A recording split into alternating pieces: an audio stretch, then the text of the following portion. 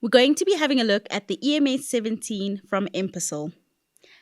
As opposed to some other sewing machines, you'll notice first that this machine is a top-loader sewing machine, meaning that the bobbin and its casing sit on top of the machine as opposed to in front of it. Another notable point is that on this machine, it's not necessary to remove the free arm cover when accessing the bobbin.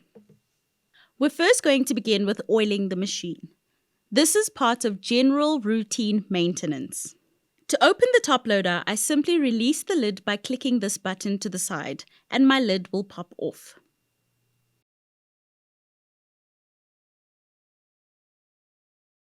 Inside, I'll find my bobbin, empty for the time being, but we'll get to that.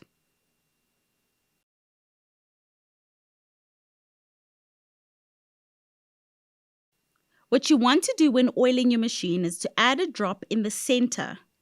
If I turn my balance wheel towards me, there's a silver ring that appears just outside this plastic. That's where my second drop of oil goes. And of course, my third drop of oil is going to go here on my needle bar. To effectively demonstrate, we're actually going to be opening up our machine to do a proper oiling and fluff removal. Just as a disclaimer, this is the only instance in which you'll be able to open your machine without voiding your warranty. Any other mechanical opening of your machine is only to be done by a professional. And remember, your machine is not user serviceable. If you open or take apart the machine, your warranty will be void. To make it easier, a tool is supplied to help you unscrew your base plate. Or you can use a very short screwdriver, but the tools do come with the machine, so it's best to use them.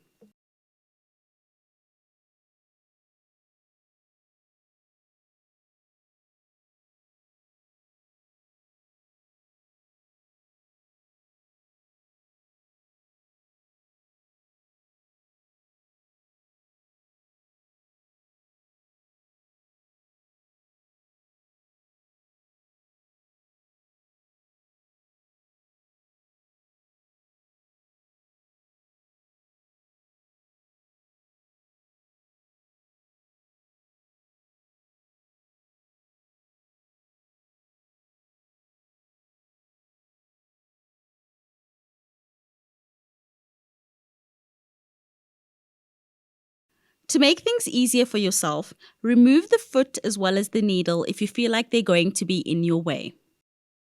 Now you can remove the plate.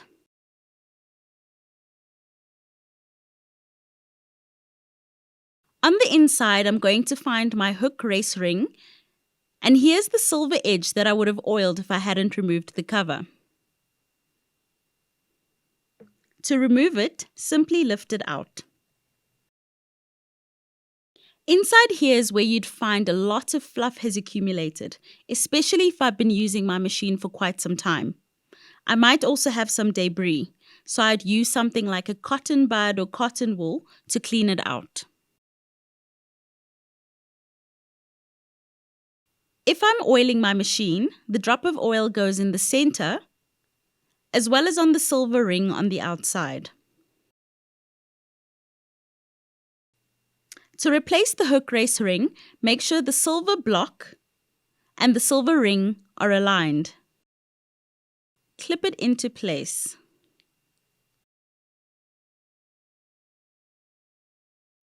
To test, give it a bit of a wiggle and it should be quite tight. Replace the cover. Replace the screws.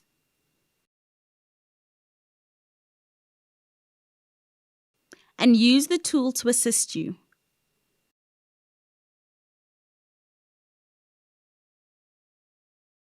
Make sure that it's screwed in nice and tight.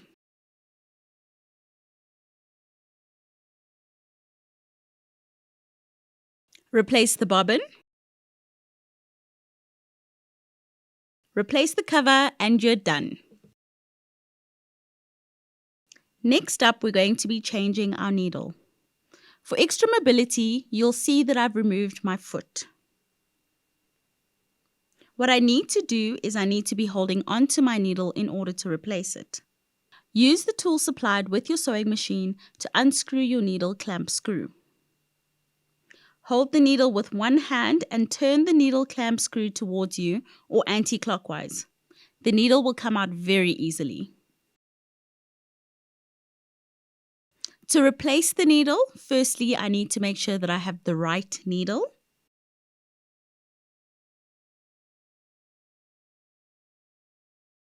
Needles have to be rounded on one side and flat on the other. The flat side always faces away from you.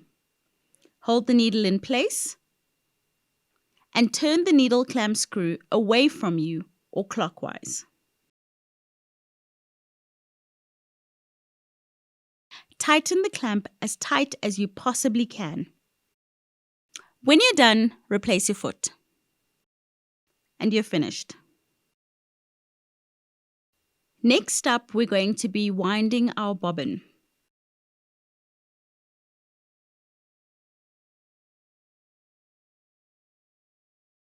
You of course want to make sure that you have a thread of cotton ready. Place your cotton on the spool holder. I'm going to first thread my cotton through the first thread guide and around my bobbin winder thread guide. Next, I'm going to insert the cotton or the thread through one of the holes in the bobbin, always making sure that I go from the inside to the outside. Hold and make sure that it's steady. Next, place the bobbin on the bobbin winder spindle and push it to the right. With the free end of the thread held in your hand, depress your foot control.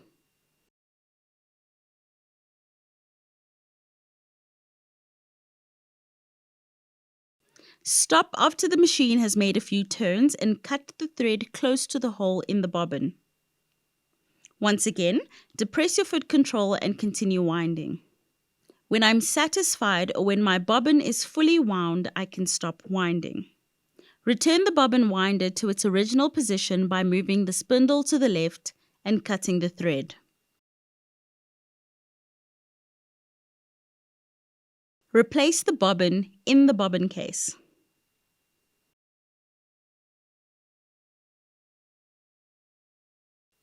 Drop the bobbin into the hole, pass the thread through the tension and pull to the back.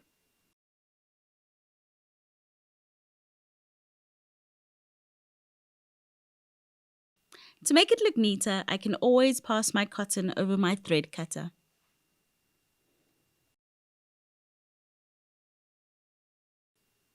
This machine has twin needle capability. So you'll see we actually have a secondary spool over here. However, if you're only sewing with one needle, then you'll need to use this, the primary spool. To thread my machine, I'm going to pull my thread into the first thread guide, around the hook, then I'm going to draw the thread down into the tension area, around the check spring holder. If I come up and there's nowhere to go, that means my needle's not in the highest position. To get it into the highest position, I need to turn my balance wheel and remember, always towards you. I'm going to go around the hook, back down into the tension area.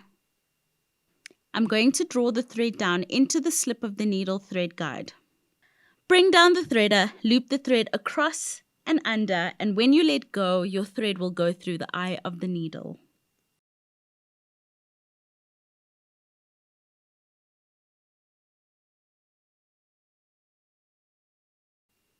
Winding up or bringing up the bobbin thread. Now that we've threaded our machine, we'll be winding up our bobbin. Here we have our bobbin thread to the left and our needle thread is in front of us. Always make sure, here we have our bobbin thread to the left and our needle thread in front of us. Always make sure that your presser foot is raised while you wind your bobbin. Hold the needle thread lightly with your left hand and turn the balance wheel slowly towards you with your right. You'll see the needle goes down. Continue turning until the take-up lever is in the highest position. Lightly pull up the needle thread to form a loop with the bobbin thread. And for assistance, you can always use a pair of scissors to help you pull the bobbin thread up and out. Let's start stitching. So we're going to first start off with a normal straight stitch. This is how you do the stitch selection by turning this dial. You'll see that my stitch selection is nicely printed on the dial of this machine. Before you start stitching, always make sure that your thread is hanging off the back of the machine. It's also a great tip to use the grating on the sewing plate or your foot to guide you. To help you position your material, you're going to bring down your foot, always starting on top of the fabric, so we don't want to see the back over here, and as a rule, you must be able to see your fabric through your foot. Put your foot down and start stitching by pressing down on the foot control. You never want to rush your sewing. Make sure that you're guiding your fabric, not too much pressure, and don't let it go. You're simply guiding and making sure that you're able to finish.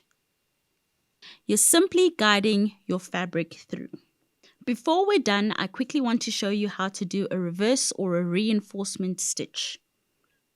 To do that, I simply need to pull down on this lever and make sure that you're guiding your fabric properly to avoid misalignment. Your reverse or reinforcement stitch is going to double back on your original stitch to reinforce it and strengthen it. Make sure that you're guiding your fabric properly to avoid misalignment. Next, we're going to be demonstrating a zigzag stitch. So I'm going to be using the guide on the machine to correlate with the stitch number on the dial. You can see the zigzag starts at a wide angle. I'll also be showing you how to make your zigzag start at a wide angle and make it finer and thinner. So once again, we're going to be starting on top of our fabric, putting our foot down, and we're going to be guiding our fabric through, not pushing, not pulling, and not applying any pressure.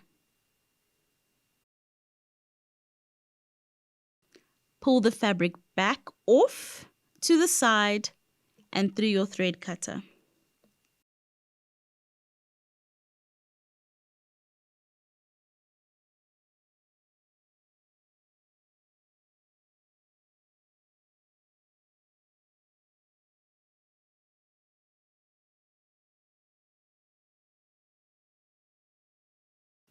As mentioned, we are able to adjust the width of our zigzag from a wide 4 to a narrow 1.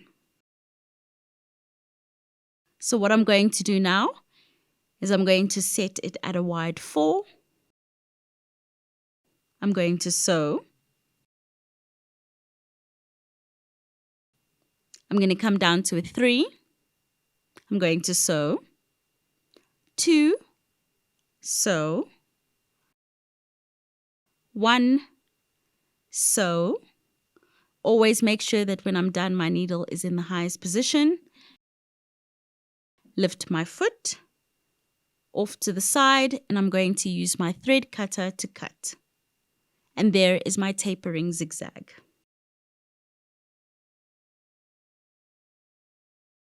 We're now going to be having a look at our special stitches. On this machine in particular, there are 1, 2, 3, 4 special stitches.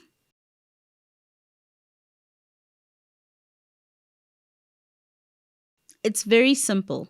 Again, we're starting on top of our fabric. We're going to put our foot down. We've already selected our stitch, and then you're going to start sewing.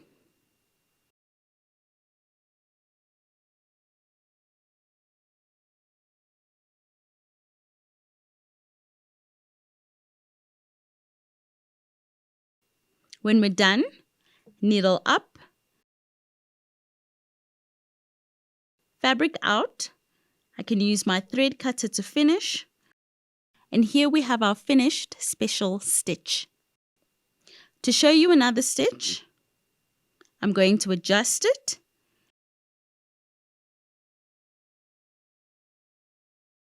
Remember, 2 hands on the fabric. I'm going to sew